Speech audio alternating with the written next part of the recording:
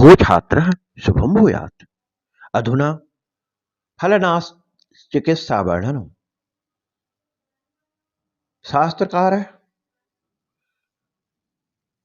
वृक्षाणां चिकित्सा प्रकारोपरान्तं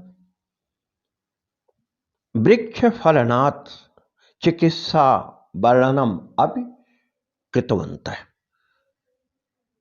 तत्र उल्लेखं मिलति यत्र फलनाशे कुलथश्च माशय मूर्धय गतैस्तिलैर्यवैः शीतशीतः पयः सेकः फल पुष्प समृद्धये।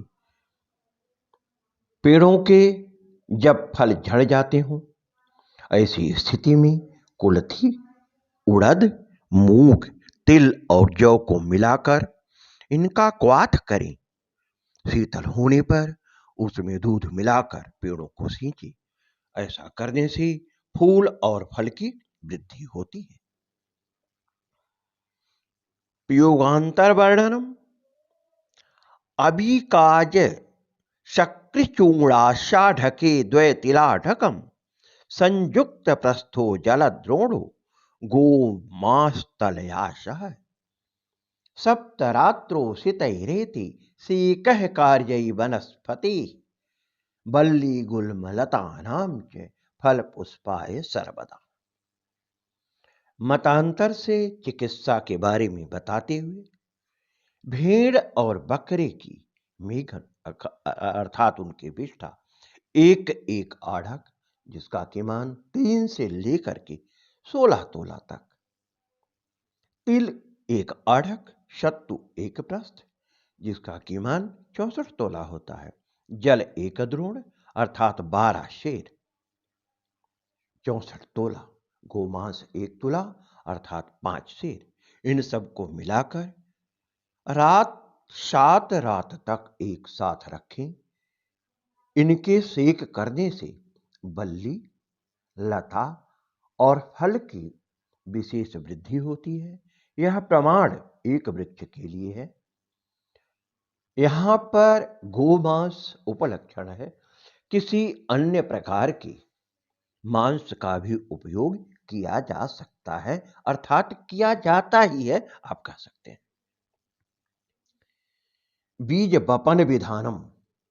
वासराणी दशः तुग्धः भावितः बीज माज्यजुत हस्तयोजितम गोमयेन बहुसो विरुक्षितम क्रोडमार्ग पिशीतश्च धूपितम मांस सूकर वशा समन्वितम रोपितम च परि कर्मितावनौ क्षीर संयुक्त जलावसिचितम जायते कुसुम युक्तमेव तत्। जिस बीज को लगाना हो उसे हाथ में घी लगाकर मले, फिर 10 दिन तक दूध में भिगो दे, फिर गोबर के साथ मर्दन करें, फिर सूकर और मृग के मांस की धूप दे करके सूकर और मृग के मांस को मिला करके उनका भूमि पर रोपण करें। बाद में उसे दुग्ध और जल से सींचे।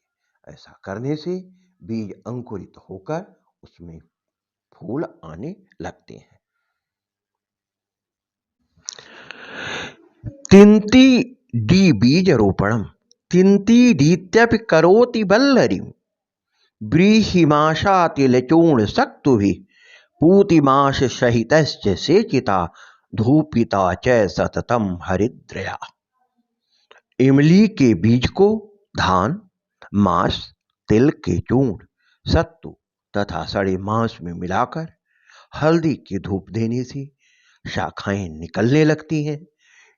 इसके प्रयोग से इमली के अतिरिक्त और बीज भी अंकुरित होते हैं। कपित्थ बीज रोपण प्रकार है। कपित्थ बल्लकीकरणाय मूलान्यासो तधात्री धव वार्षिकानां पलाशिनी बेतस सूर्यबल्ली श्यामाति मुक्तई सहिताष्टमूली क्षीरे श्रुति चाप्यनया सुशीते ताली शतम स्थाप्य कपित्थ बीजम दिने दिने से सित मर्क पादय मासम विधिस्ते व ततो धिरोप्यम हस्तायतं तद्द्विगुणं गभीरं खत्वावटं प्रोक्तजलावपूर्णं शुष्कं प्रदग्धं मधुसर्पिसा तत् प्रलीप एदस्मन् समन्वितेन चूडीकृतैर्मांसतिलैर्वरश्च प्रपूरयेन्मृत्तिकयान्तरस्थैः मत्स्यामिषाम्भः च हन्यात् वदघनत्वं समुपागतं ततः उक्तश्च बीजं चतुरङ्गुलाघो मत्स्याम्भसामास जलश्च सिक्तं वल्ली भवत्या सुशुभप्रबाला विस्मापनी मंडप माभ्यरोती। कैतकी बीज को लगाने के लिए शारिवा, आंवला, धाव, अडूसा वृक्षों की जड़ों को तथा बेत की जड़, पत्ते, सूर्यबल्ली, त्रिवृत्त और अतिमुक्त वृक्ष की जड़, इनके समूहों को जो कि अष्टमूली के नाम से जाने जाते हैं, इनका दूध मिलाकर बचाव करें और शीतल होने पर इनको 100 ताली बजाने के समय तक क्वाथ में डाल दें, फिर इसको निकालकर धूप में सुखाएं। ऐसी प्रक्रिया 30 दिन तक लगातार करते रहें। तदुपरांत वृक्षों का रोपण करें। इसके लिए 1 हाथ लंबा, 1 हाथ चौड़ा, 2 हाथ गहरा गड्ढा खोद करके दूध मिले जल से उस गड्ढे को भर करके जब वह सूख जाए तब उसमें आग जला दें। फिर उसको शहद, घी, भस्म आदि से उसका लेपन कर दें। इसके पश्चात उसमें अंगुल भर मिट्टी डालें, जो उड़द तिल का चूर्ण डालकर फिर उसमें 4 अंगुल मिट्टी डालें। इस प्रकार से उस गड्ढे को भर दें। इसके बाद मछली के मांस से गीला करके उसको कड़ा होने तक पीटें। इस स्थान पर 4 अंगुल की गहराई में बीज को रोपें। मत्स्य जल को से उसको सींचे। ऐसा करने से शीघ्र बल्ली अर्थात लताएं उगाती हैं। इस प्रकार लगाया हुआ वृक्ष अनुपम शोभा वाला होता है और वह अपनी छाया से आश्रितों को सुख प्रदान करता है। फलनाश चिकित्सा विधि इत्यस्य विषये शास्त्रकारस्य मतः वर्तते यत् यदा वृक्षेषु फलानि नष्टानि भवन्ति रुग्णाः वृक्षा स्वफल शीघ्र पातयन्ति, अतः फलानां चिकित्सा अपि आवश्यकी। फलनाशे कुलथश्च मांसैर्मुद्गलैस्तिलैर्यवैः श्रितः शीतैपयः सेकः फलपुष्पैः समृद्धैः। यदि वृक्षस्य फलनाशः भवति अर्थात फलपक्वात् पूर्वमेव रुग्णः भूत्वा पतति तर्हि तस्य चिकित्सा कथं भवति इति कथ्यते। कुलथि हिन्द्यां माशैः मुद्गैः तिलैर्यवैः सम्मील्य क्वाथ निर्माणं कुर्यात्। क्वाथ शीतल भूत्वा दुग्धं सम्मील्य वृक्षाणां मूले सिञ्चितव्यः। अनेन फलपुष्पवृद्धिः भवति। प्रयोगानन्तरविधि फलनाशे अत्र एकाः अन्यरीति उच्यते। अविकाजसक्चूर्णस्याढके द्वे तिलाढकं संयुक्तप्रस्थो जलद्रोणो गोमांसतुलया सह सप्तरात्रौ शीतैरेतैः शेकः कार्यो वनस्पते वल्ली गुल्मलतानां च फलपुष्पाय सर्वदा। भेड़ बकरा इति हिन्द्याम् अनयोः विष्ठाः चूर्णयोः आढकद्वयं स्वीकृत्य एक आढकं पुनः एकाढ्यं तिलं सूक्तम् एक प्रस्थ अर्थात 64 तोला एक द्रोण जलम गोमास्तुल्या 5 किलो परिवतः प्राय एतान् सर्वान् सम्मील्य सप्तरात्रि पर्यन्तं स्थाप्य अनन्तरं सेकं कार्यं कर्तव्यम्। अनेन बल्ले गुल्मलतानां तथा च फलपुष्पाणां च वृद्धिः भवति। बीजरोपण विचारः बीजवपनस्यापि एकः विधिः वर्तते येन सुदृढवृक्षस्य प्रादुर्भावः भवति। बीजवपनं वृक्षस्य मूलं वर्तते अर्थात् सुदृढः भवेत्। अतः उच्यते वासराणि 10 दुग्धे भावितः बीजामाप्य युतहस्तयोजितं गोमयेन बहुसो विरुच्छितं रोडमार्गे पिशिस्तैश्च धूपितं मांससूकर वशा समन्वितं रोपितं च परिकर्मितावनौ क्षीरसंयुक्त जलावसेचितं जायते कुसुमयुक्तमेव तत्। इदानीं बीजवपनस्य प्रक्रिया कथ्यते। सर्वप्रथमं बीजं धृतेन लेपिते हस्ते स्वीकृत्य घर्षणं कर्तव्यम्। अनन्तरं दुग्धे तक्रं स्थापितव्यम्। 10 दिनानन्तरं तं बीजं दुग्धात् निस्सार्य गोमयेन पुनः मर्दनीयम्। ततः शुकरमृगयोः मासेन धूपं दातव्यम्। पुनः शुकरमृगयोः मासेन तं बीजं परिष्कृतभूमौ रोपयेत्। पश्चात् दूधजलेन सेचनं कर्तव्यम्। अनेन फलपुष्पयुक्त शुभवृक्षं भवति।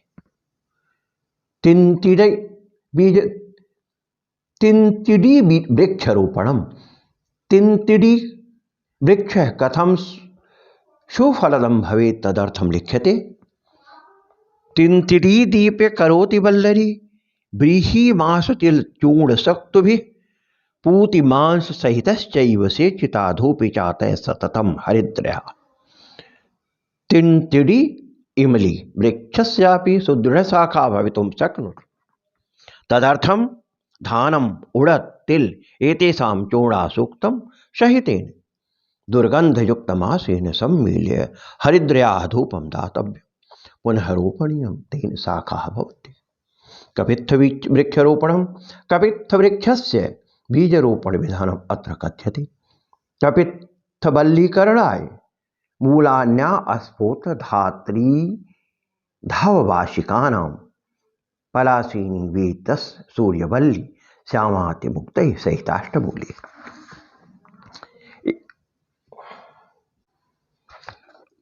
कपित्थवृक्षस्य रोपणार्थं किं कर्तव्यम् इति। कपित्थबीजरोपणार्थम् आस्फोट विष्णुकान्ता धात्री आमलक धववार्षिकानां तथा पलाशवेतस सूर्यवल्ली श्यामातिमुक्तकं नाम अष्टमूली इति एतेषाम् अष्टमूलानां दुग्धं स्वीकृत्य उष्णं कर्तव्यं। पुनः शीतलीकर्तव्यं। तस्मिन् कपित्थस्य बीजानि निश्चय 100 तालीवादनं कुर्यात्। पुनः निस्सार्य सूर्यकिरणैः शुष्कं कुर्यात्। अनेन प्रकारेण मासपर्यन्तं कुर्यात्। पुनः एक हस्तात्मकं घातं विस्तारदैर्घ्यं करणीयं तथा हस्तद्वयं गम्भीरं करणीयम्। अस्मिन् जलेन चुक्तदुग्धं पतितव्यं। जलावशेषे तस्मिन् गर्ते अग्नि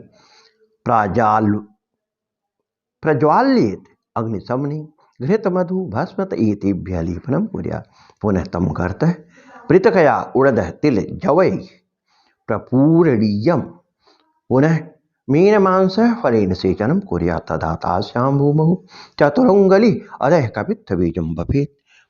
तस्मिन् मीनमांसजलेन पातितव्यम्। अनेन बीजाङ्कुरेण शीघ्रं भवति मंडपस्य निर्माणं भवति। इस विषय को यहीं विराम देते हैं। आगे विषय होगा श्लेष्मातक बीजारोपणम। श्लेष्मातस्य वृक्षाय बीजवपन प्रक्रिया। शुभम भूयात्। धन्यवाद। अगली चर्चा हम अगले एपिसोड में करेंगे। तब तक के लिए विरमामि।